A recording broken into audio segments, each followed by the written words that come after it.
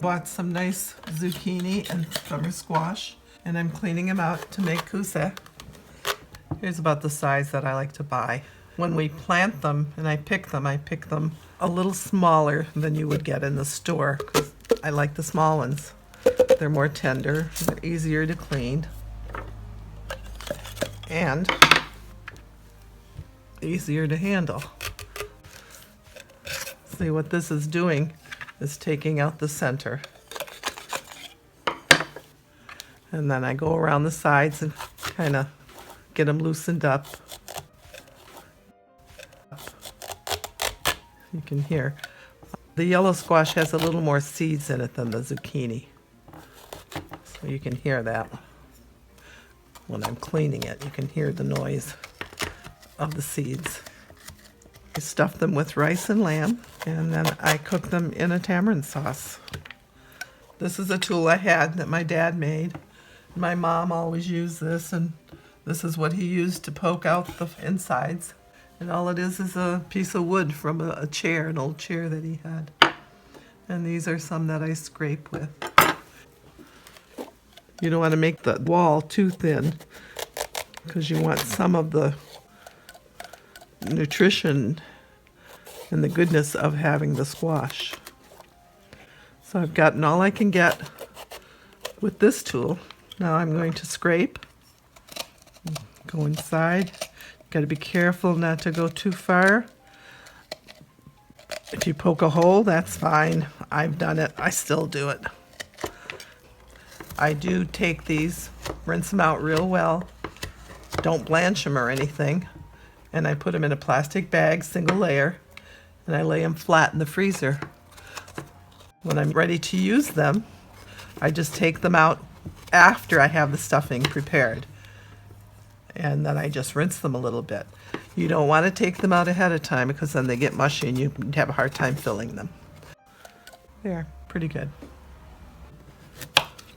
My mom used to make what they called emphatic, and they would take these cores and cut them up and scramble them with eggs. It's a little mushier, so I don't really care for it too much. I never make it. So my kids haven't experienced that. But this they have. I've taken these slices, scrambled them with eggs. I've put them in a tomato sauce and cooked them with mint and garlic, almost like you're making kusa. It's just a shame to waste them because they're so nice. Now I've got the green ones. I've washed all of these before I started. There's a little thin fuzz on them, so I take a vegetable brush and I wash them under cool water before I do this. If you don't happen to have one of these round tubes, I've had this one for years, you can just use these and clean them out and it'll start fine. The other one just makes it a little faster, a little easier. Don't have to scrape as much. And you don't want to make it real thin, because you want some of the squash. You're eating the squash, not just the filling. It is a vehicle for the filling, but you like the squash too. Some kids don't eat the squash and just eat the insides, but if you got little kids, teach them how to eat the squash, because that's your vegetable. It's a complete meal. Meat, rice, and the vegetable. A few fresh vegetables on the side, cucumbers or whatever they like, and you got a very rounded, nice meal. When the squash is nice and straight like this, I don't cut too much off just to get strips. I just cut enough so that the tube will fit in there. If it's crooked, like this one, I would cut it down lower to make it straight so that I can get the tube in. I was going to show you how this tool worked. Stick it in the center, and you're just drilling. You're pushing as you turn it. Goes all the way in. And it comes out and you've got the core. Also, there's a little tiny tip on the bottom. You don't want to cut into the squash, but you're just enough to take the little brown tip off. Now what I do is I just rinse them out in cool water, that's all. There's always little pieces of something in there that I've missed. What I've got here is some lamb bones. They've been cooking now for about a half hour. I usually boil them for about 2 hours. What I've taken out is the residue from boiling the bones, and I don't want it in my food and changing the flavor of my food. So I'll boil these for about 2 hours. Not really boil, I've got them on medium-low. It's been about 2 hours. The meat is cooked, and I'm going to rinse them off now with cold water, and then they'll be ready to put under my meal. These are some bones that I keep when I trim my own lamb shoulders. I do leave some meat on them. The best bones to use are the lamb neck bones. I got some fresh garlic here, homegrown in fact. I'm going to peel it and get it ready to put in my pot. And I think I need 2 heads. I have 4 pounds of meat that I'm working with. I probably need about that much garlic. I've got a little hint. My fingers are all full of garlic now. If I don't want it to stay that way, I have a little stainless steel piece that I can rub on my hands, and it takes all the smell off. If you have a stainless steel sink, all you have to do is rub your hands on that stainless steel and the garlic smell will be gone. I've got 4 pounds of meat, so I've got 3.5 cups of rice. I always do a little bit less than 1 cup per pound.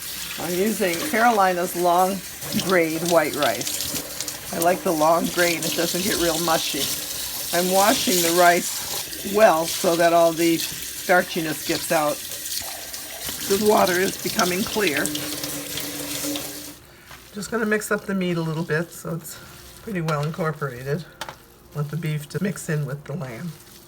Got about 3 pounds of lamb here, and I added a pound of beef. Lets the lamb go a little further. I can't get too much lamb around here. When I add the beef, I usually get a 90 to 93%. When I prepare the lamb that I clean, I buy the shoulder because the shoulder has a little more flavor to it and a little more fat. The leg is a little bit too lean to use for hashwe or for the stuffing. You notice there's a lot of white. The flavor is there. That's why I use the shoulder, and I cut it up and I leave a little bit of the fat in it. Now I'm going to add the rice. 3.5 cups. Like I said before, the real measurement is 1 cup of rice per 1 pound of meat. I usually put a little bit less rice when I'm making Koosa so that it doesn't expand too much and burst the squash. Now I'm just going to sprinkle some salt. I don't measure. That's probably about 2 tablespoons. And I sprinkle pepper. And that's all I put in my stuffing is salt and pepper. That's probably about a tablespoon. Give it a little bit of flavor. And I'm going to just kind of mix it all in together. Try to get it all in. Now I had washed the rice a few minutes ago, so it's kind of dry. I'm going to add water to this to moisten the rice. And also will moisten the stuffing as I put it into the squash. So I need a little bit of water because it's dry. And I have cold water here. I'm just going to add a little bit, maybe 1/4 of a cup. You don't want to add too much right away until you see if you need more. Remember, you can always add more, but you can never take it back out. So be careful when you're doing your measurements or adding things to your recipes. Turn it around so I can mix it good. You want to mix it real good. Get the rice right into all the meat. See, here's still some meat with no rice in it. Might need a little bit more water. Let me pour a little bit more. And mix it some more. There, it seems to be a little looser now. The rice isn't so dry. You don't want to take it and squeeze it to get the rice into it. You want it to just let it fall into it. Mix it up, open the meat up, let the rice get into it that way. I mix it quite a bit, but I like to make sure it's all mixed in properly. See, here's a chunk of meat. Make sure that some rice gets in there. Now I think we're ready to start stuffing the squash. I do things ahead of time, so these were done yesterday and refrigerated, so they're nice and cold, and the meat will stay nice in them till I prepare to cook them.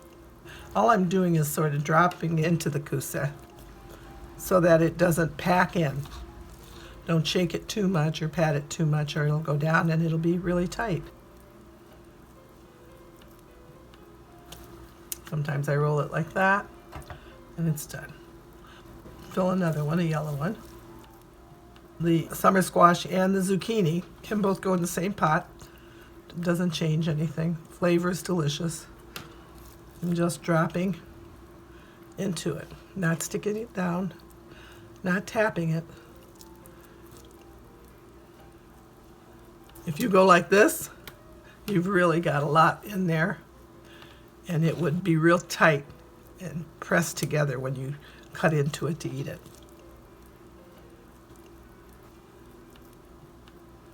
You want to fill them too much. You want to leave a little bit of space at the top. Do another one. I have a nice big pot because it's always better to have a big enough one so that the juices don't overflow, and then you have a mess on your hands. I'm adding the bones that I boiled before and cooked, and I'm putting them down at the bottom, and it just makes an interesting, delicious addition to the dinner because the juices soak into these bones and the meat around them, and usually people are fighting over the bones because they're so delicious. You never have enough when you're making the Koosa. Now I have to pack the Koosa in here. Not standing them upright, straight upright, because the juices won't get into it and cook the rice and put the flavor into the mixture in there. Just kind of packing them in. Put some of the bigger ones down on the bottom.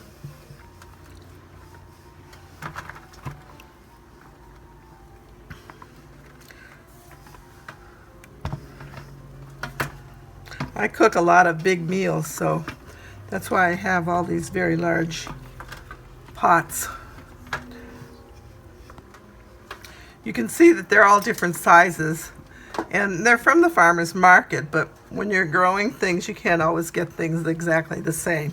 And I don't think it really matters because they all cook the same if they are covered with the juice. There, that's it. You can see it's only half full, but now I don't have the problem of it overflowing and spilling all over the stove.